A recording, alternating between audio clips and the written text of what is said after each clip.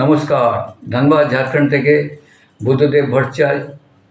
এখন আমি আপনাদেরকে বৃহস্পতি গ্রহ শুভ হলে তার গুণগান আপনাদের শোনাচ্ছি।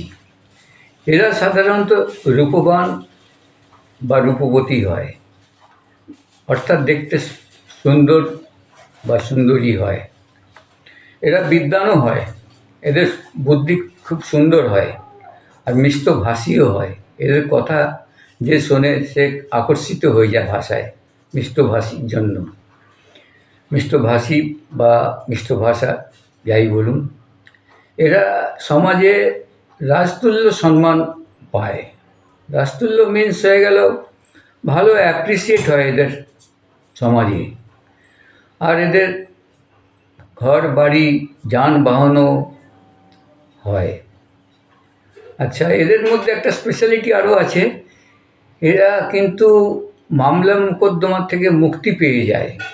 অর্থাৎ যদি মামলা মোকদ্দমা হয়, এরা সেই মামলা মোকদ্দমায় জিতেই যায়। আছে তো আরও অনেক কিছু, আজ আপনাদের এতটাই শোনালাম। আগামী দিনে আবার অন্য কিছু হবে। আপনারা সকলে কুশলে থাকুন।